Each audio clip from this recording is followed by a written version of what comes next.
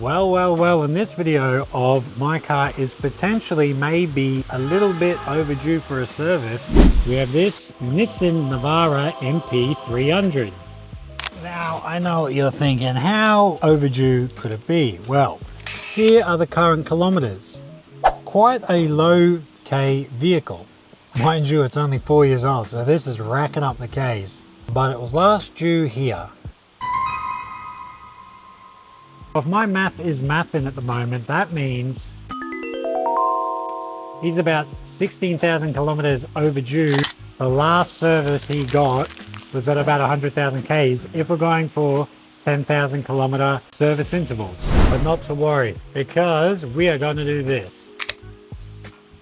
And just like that, we have the full service kit from Ryker. We're talking fuel filter, air filter, cabin filter, oil filter with Brand fully synthetic engine oil. So what will we find? Who knows? But what I can say is this. On this last video, where the oil was pretty much non-existent in the engine, it is not a bad idea to reduce the next service interval instead of 10,000 Ks to 5,000 Ks because of how either little oil is going to come out or how bad the oil is burnt and residue is built up. Now, as usual, what I'm going to do is cleanest thing to dirtiest thing. Let me take you through it. Let's see what we find, and we'll start with the air filter.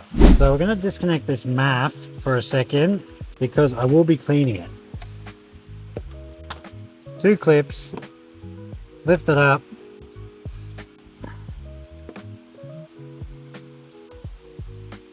He did say he felt like it had lacked a little bit of power. So we're going to block the intake as usual because there is a bunch of stuff we need to get out. Now, don't forget to pull the actual rag out. So we're getting stuck into this service kit. And this is what we're going for. Brand new air filter. As a comparison, doesn't that look a whole lot better? Now, like I've said before, when installing it, very straightforward, very simple. Just do yourself a favor and make sure these 2 clips actually slide back under here properly so the airbox seals correctly. You'll hear the click, and it should just be that easy. 1 finger click, done. Now you simply just remove it out, and it's absolutely filthy. Now the reason it's so dirty is obviously the filter can only do so much. Is that dirty, the filtration is not as good. Sunglasses off. You have a look here, you can see it's dirty. In there, the actual element is filthy. And all around the seal is quite dirty. So for the most part, you want to spray the direction in which the air is flowing, so then you can make sure that it's actually cleaning it. Obviously, you want to clean it all over, so then we don't have any issues, but you'd be surprised. It'll run a lot better, better performance, better fuel economy, all this kind of stuff. You can actually buy mass airflow cleaner, or you can use a contact cleaner. As long as it doesn't leave any residue, you're pretty good. You can even use brake cleaner if you really want to, but just try to use the right stuff. Now, you remember how dark and dirty the actual element on the sensor was? Check this out. See that? Nice and blue again. Before it was dark, covered in crap. So now we're reading the air correctly. With that out of the way, let's get this cabin filter in. A lot of the times, the actual blower motor, when this gets too blocked up, performs terribly, and you don't get that air volume through the actual air conditioner vents. And a lot of people are wondering what's wrong. Is there something wrong with my air conditioning? No. When I pull these out and they are chockers, and then I put a new one in, I've had customers message me, what did you do to my air conditioning? What did you do to my fan? Because it is pumping now. Just replace this. Now, the way you want to get these Navara's glove boxes out is a little bit different. A lot of times you got to squeeze the sides of glove box. You got to take a few screws out. With this, it's very straightforward. You simply grab it and pull it towards you like this. So you just get a hold of something like that, and then 3, 2, 1, comes straight out. And here is your cabin filter. 2 clips either side. Initial inspection, it doesn't look too bad, but let's find out. Look, it's not that bad considering he lives in the rural areas. I suppose there's a lot of driving, dust, dirt, all this kind of stuff. But you can feel the weight of all the dust and crap in it. So let's change it. Now remember to put the arrow down towards the blower motor when installing it. Wait for that click, wait for that click, boom, boom. Give it a little shake, it's not coming off. Hear that click. From there, shut it, make sure it's operational, because you don't want to be that guy who puts the glove box back in, the customer goes, let me get something out of it, bang, and it hits the ground. So now that's done, fuel filter time. So it's fuel filter time for the MP300 Navara, but what's happened is the following.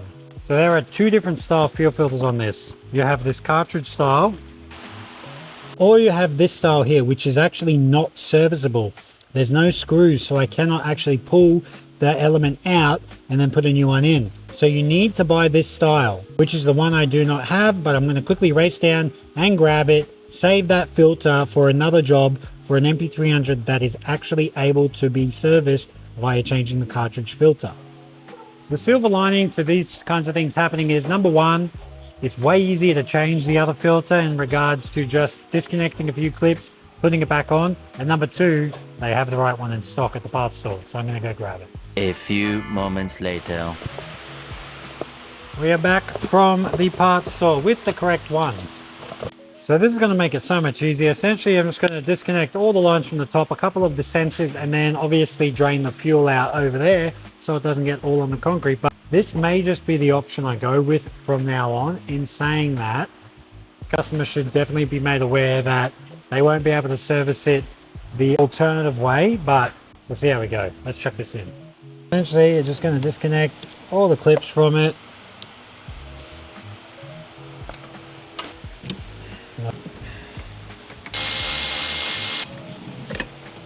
Just like that, it's out. And with this, it's just as simple as turning this out. Now, there is another O-ring that comes in that kit. Don't forget to put that on. Have something to catch this fuel too. This is what you're left with. Simply just unscrew this. Now remember, this is plastic. Do not tighten the shit out of it. You'll strip the threads, you'll damage stuff. Just take your time. Now, considering you would clean the filter housing out, we don't have to do that, but I will just clean this off with some brake cleaner. I'm going to be putting a touch of this little silicone grease on it because we do not want it to pinch when reinstalling to make sure it seals properly. Just going to install this like so. So you want to go and wait till it bottoms out like so. And just a touch more. Done. If it leaks, tighten it more, but it won't. I'm trying to do this in one hit, no mucking about. Hear the click, we're in. Hear the click, we're in. Connect that one up here. Last one down here. One of the easier filter changes you'll ever do on a diesel. I'm just going to cycle the key a few times, so there's no primer bulb, anything like this.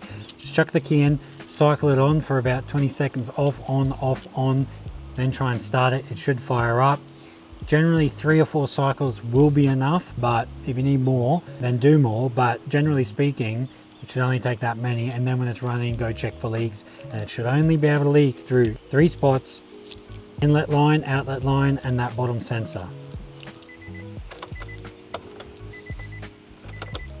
Another point, the reason I'm doing this before the oil change is because you don't want to muck around with too many things at once. Just make sure air filter's done, cabin filter's done, the fuel filter side's done, then you can focus on the oil side. All right, let's see if it fires up. If it dies, don't freak out. Sounds good, check for leaks. As you've heard me mention before, on a diesel fuel system though, if there is any leaks, generally it just won't even run. But that is a success. Now it's time to change this oil and not stain this concrete. All right, before we drain this oil, everyone's favorite bit, we're gonna wipe this down. We are on level ground.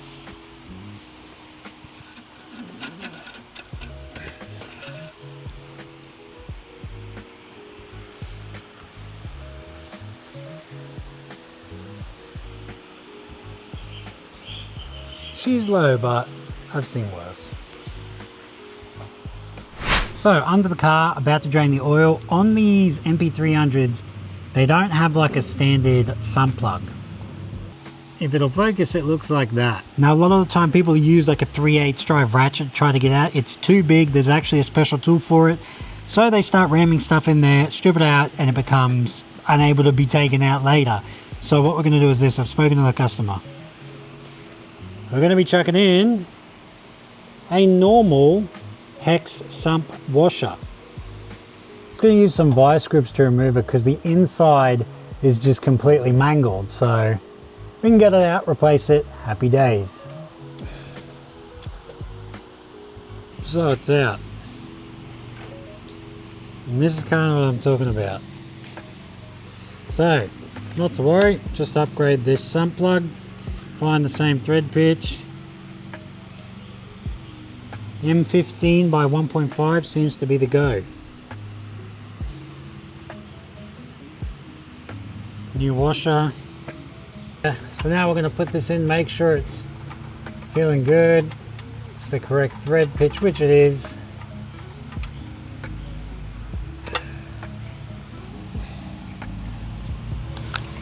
Give it a good wipe so we can check for any leaks later. Much better.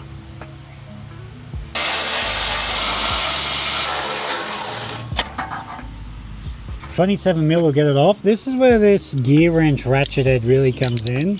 I'm not sponsored by anything, but I was kind of a bit skeptical of this. You can actually lock it in place too, so you just kind of leave it free flowing for a bit.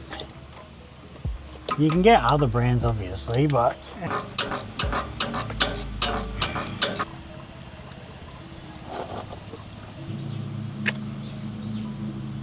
alright, bin this, put the new one in, new O-ring on, give this housing a bit of a clean, and then we're good to go. Back in, remember to make it hand tight first. It's flattened out, now we're just going to go quarter turn. If it leaks, we can tighten it back up. I'm going to leave these guards off when I pour the oil in because I want to just double check there is no leaks.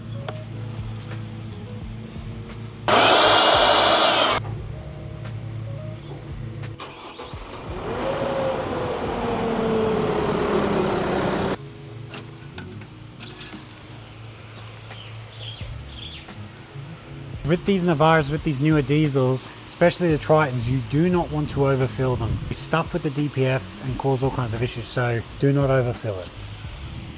That's it, everything done. Checked over the rest of the vehicle, all the fluids, checked whatever else he needs. He's actually, although missed this service, had the transmission done, had the brake fluid done, the coolant changed at some point, so it's one of those ones where it's all pretty good, nothing major, still quite low Ks as you can imagine, so we are looking pretty good and the future is looking bright. Alright, so that's pretty much everything done. Spoke to the customer, gone over the vehicle.